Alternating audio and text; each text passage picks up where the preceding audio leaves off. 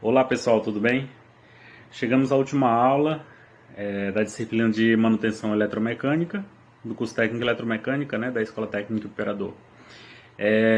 A gente vai hoje fazer uma retrospectiva dos assuntos anteriores. Eu vou fazer diferente, eu não vou aplicar a prova objetiva, não. Eu vou simplesmente pedir para vocês fazerem ao final dessa aula uma dissertação e me enviarem, né, para eu corrigir, para verificar como que vocês estão compreendendo o assunto, né? Vocês estão conseguindo relacionar os temas. É bem simples, vai ser bem simples, mas eu quero ver se vocês estão entendendo realmente o contexto da manutenção eletromecânica. A gente falou nas últimas aulas, né? Tivemos 4 aulas, a gente vai fazer uma retrospectiva aqui delas, só para vocês entenderem melhor, para vocês conseguirem fazer o texto argumentativo dissertativo de vocês, né? A gente falou sobre a evolução da manutenção. O que foi essa evolução da manutenção? Foram 4 períodos, né? Ela está dividida em 4 períodos. A primeira etapa, a segunda, a terceira e a quarta. A primeira etapa que foi a mecanização, né? Que fala das máquinas a vapor naquele tempo que trabalhava e tal. Então essa era a primeira etapa, que é a criação das máquinas a vapor, energia hidráulica e novas ferramentas. A segunda é a eletricidade, né? Que é a produção em massa, a linha de montagem. Então essa foi a segunda etapa. A terceira etapa, que é a etapa da computação e da automação, que é onde vivemos atualmente, e caminhamos para um futuro tecnológico, né, que é chamada a quarta geração, que é colaboração. Internet das coisas, computação em nuvens, né, que é a famosa indústria 4.0 que vocês já ouviram falar. Acredito que vocês já ouviram falar no futuro tecnológico, no futuro digital. Então, nós estamos na terceira etapa dessa evolução da manutenção, no período da automatização dos processos. Nós estamos da computação da automatização dos processos. A gente viu falar também que a manutenção ela iniciou lá na Europa, com aquela manutenção dos grandes relógios, que só iniciava, que se iniciou com aquela manutenção corretiva, quebra-conserta. Os relógios operavam e quando eles quebravam, aí tinha que consertar. Então era aquela manutenção quebra-conserta, né? Então, assim, a gente viu que iniciou lá, a questão da manutenção foi o primeiro surgimento, foi o primeiro movimento a respeito da manutenção, que foram com os primeiros relógios mecânicos, né? Por volta de... Foi no ano de 1500 a 1600, foi nesse período, no século XVI. Depois a gente pode falar aqui sobre a indústria 1.0, que são os momentos, né?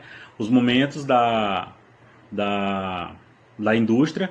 E a gente pode falar aqui um pouco sobre elas, que a indústria 1.0, né? Que ela foi com a criação das máquinas a vapores. Ela foi há cerca de 250 anos atrás. E trabalhava mais na questão das máquinas a vapores.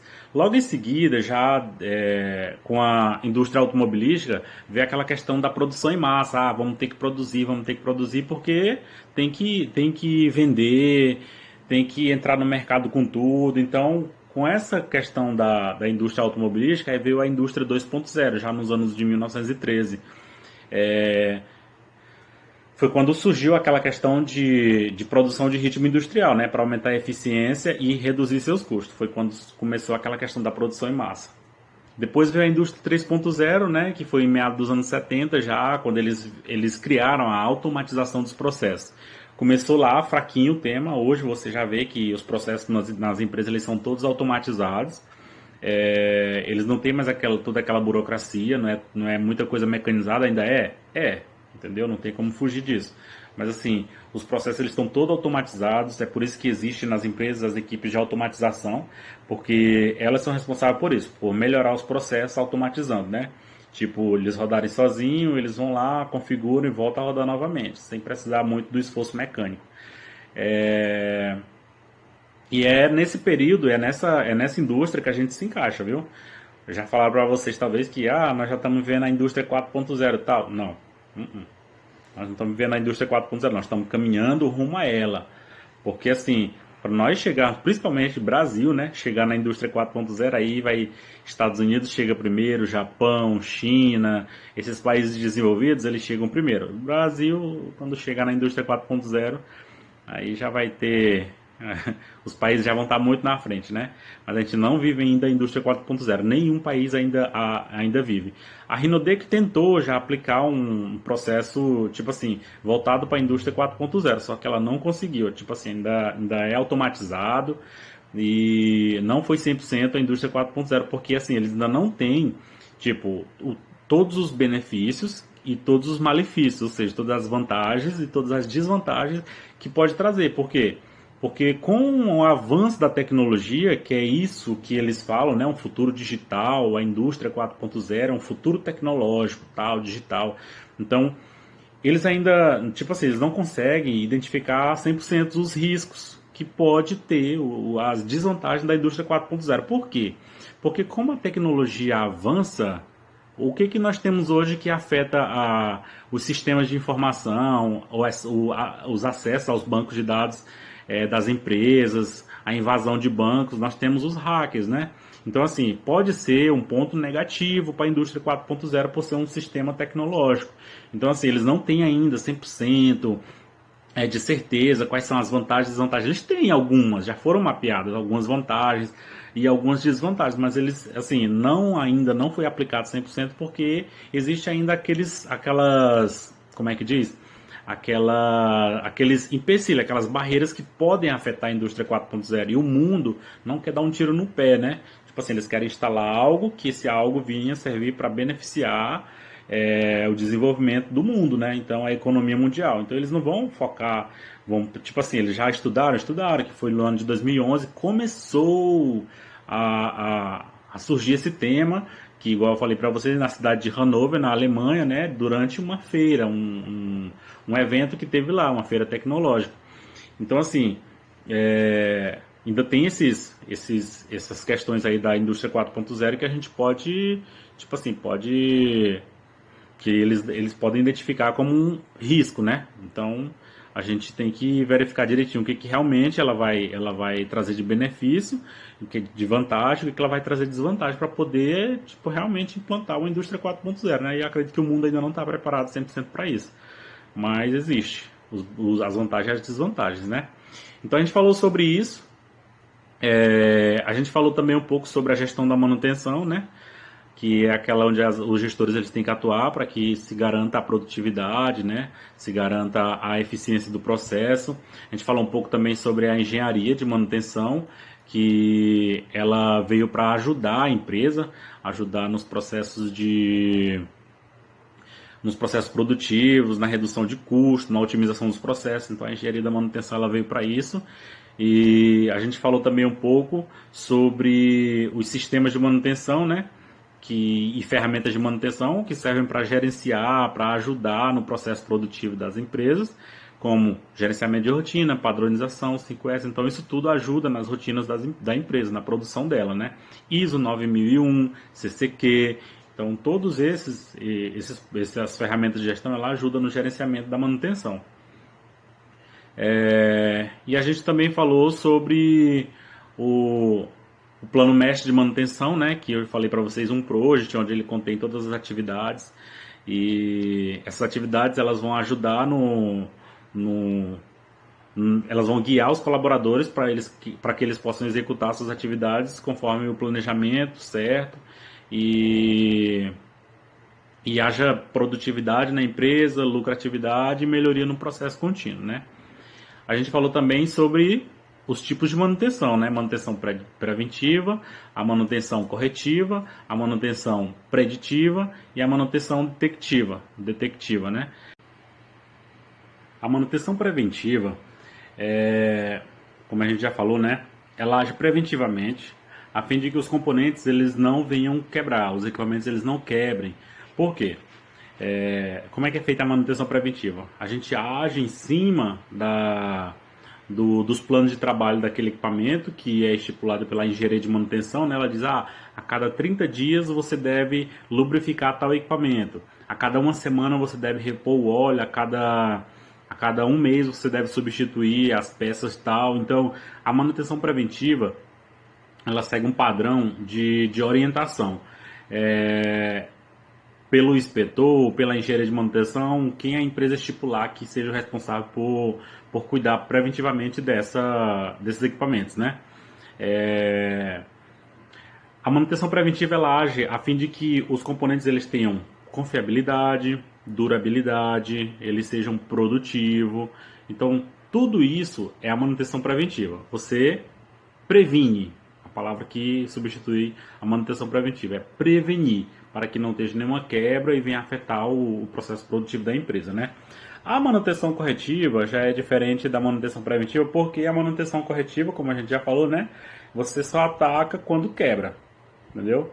Ah, por alguma falha na manutenção preventiva, porque o equipamento produziu além do que é da sua capacidade, o equipamento quebrou, né?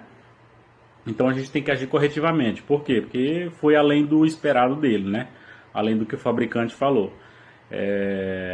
Ou falha humana, ou alguma coisa do tipo. Que aconteceu, ele quebrou e a gente agora vai corrigir. Essa é a manutenção corretiva.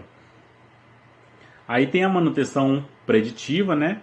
Que é aquela que que eu falei para vocês, que por meio de ensaio de ultrassom, onde a equipe de preditiva vai lá no campo verificar o que está acontecendo com aquele tambor que tem que substituir o nível de óleo dele, porque era meio litro, ele tem que rodar com meio litro, tinha menos de meio litro, então se tiver menos pode ser que esteja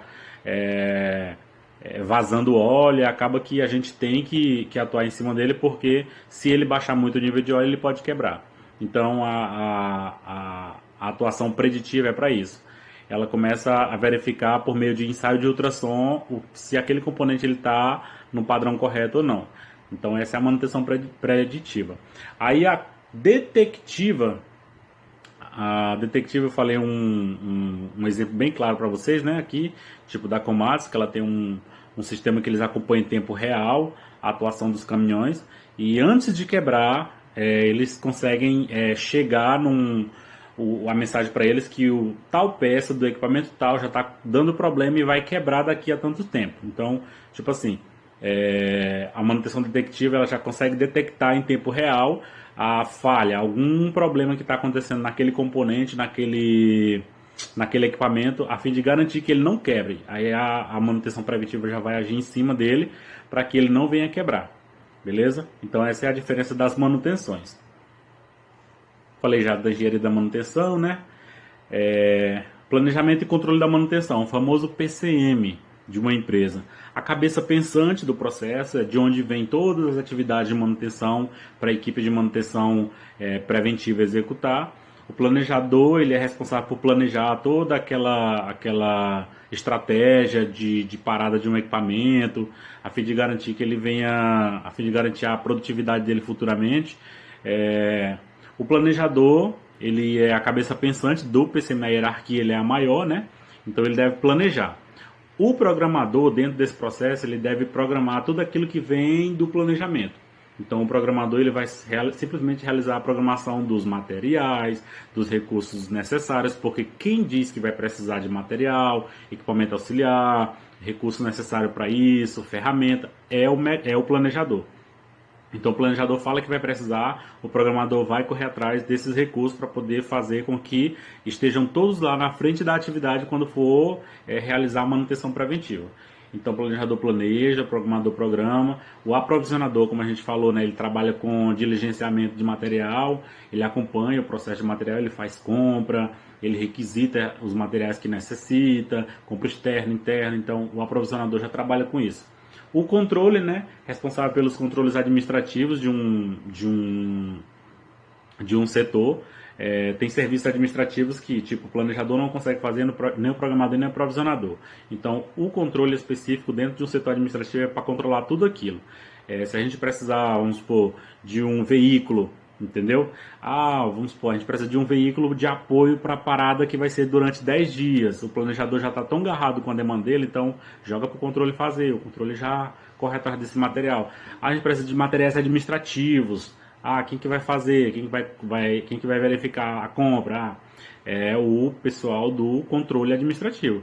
Porque eles passam para o aprovisionador, porque o planejador já está trabalhando com a demanda de campo, então ele não vai ter tempo de ficar trabalhando com esses setores administrativos. Então, assim, cada um tem sua função dentro de um planejamento, né? E dependendo também da dimensão do local onde você vai trabalhar, pode ser que a área seja muito grande, existem vários equipamentos, então é dividido por duplas, né? Um planejador e um programador atuam na frente dessa planta, um planejador e outro programador na frente daquela planta, e por aí vai. Entendeu? O controle consegue ajudar todos, mas o planejador e o programador eles têm que focar, porque se a demanda for muito alta, o planejamento vai ter falha, porque ele não vai ter tempo de atuar de forma de forma que, tipo assim, a gente consiga realizar realmente uma manutenção perfeita, né? Porque pode ser que enquanto ele esteja fazendo alguma algum planejamento de uma planta, alguém já pede para ele fazer de outra, acaba atrapalhando. E questão de planejamento tem que ter controle, tem que ter foco, tem que ter paciência. Então é um negócio muito, vamos dizer que difícil de fazer porque exige muito da pessoa focar naquilo. Então o planejamento ele é bem sério, é por isso que ele está na hierarquia mais alta de um PCM. A gente falou do controle, aprovisionamento, os componentes, que também um planejador pode fazer, o controle de componentes. Mas existe ainda o técnico de material, né, que trabalha com compras também, que trabalha com a questão de controle de componente e por aí vai. Depende da empresa também, né. Aí a gente falou também dos indicadores de manutenção, né? A gente falou sobre o MTBF, que é verificação da falha, né? O MTBF, que é a famosa média entre as falhas, que se em um mês, no mês de janeiro quebrou, no mês de março quebrou de novo, no mês de junho quebrou de novo. Então eles conseguem verificar que a cada 3 meses tem uma quebra e vão correr atrás para verificar por que ele quebra a cada 3 meses. Então eles têm que identificar. Então esse é o indicador MTBF. Existe o indicador também backlog, né, que é a carteira de serviço, para verificar se a idade média está no padrão. Vamos supor, a idade média tem que ser 60 dias. As ordens de serviço, as ordens de manutenção, elas têm que ser tratadas em até 60 dias. Mas está com 70 porque o planejador não planejou, entendeu? Então já tem que tratar isso. O backlog, que é a idade média da carteira, ele já tem que atuar em cima disso, para que não venha, tipo assim, deixar por muito tempo, porque se eles dão um prazo de 60 dias... é porque o equipamento não aguenta mais que isso para ser manutenído, né? Então, assim, o backlog é para medir a aderência da carteira de um planejador, de um programador, de um aprovisionador, para ver se realmente eles estão dando vazão nas demandas que vêm da inspeção, né? Os KPIs, né, que são os indicadores de performance, de manutenção, que são vários também, para verificar como é que está indo a questão das manutenções. E são vários outros indicadores, não são só esses, tem vários outros. E eu só trouxe alguns, vocês podem pesquisar a respeito de outros. E a gente também falou sobre as ferramentas de execução, né? As de encaixe externo e as de encaixe interno. Eu acredito que vocês conseguiram visualizar o PDF. E, tipo assim, uma breve revisão, não se aprofundando muito, porque você já tem as outras videoaulas. E assim,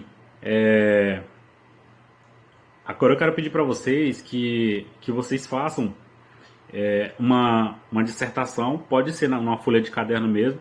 Eu preciso de 30 linhas mais ou menos para eu poder entender, ou pode dividir essas 30 linhas em 5 parágrafos por aí, falando sobre, vocês vão dissertar e argumentar, relacionando, né, as primeiras manutenções, entendam? Vocês vão relacionar as primeiras manutenções com a manutenção atual. Quais foram as primeiras manutenções? Manutenções que a gente ouviu falar, quebra-concertos, relógios, tal, beleza? Aquelas primeiras manutenções lá. Vocês vão relacionar ela com a manutenção atual, como era antes e como é que ela está sendo hoje, beleza?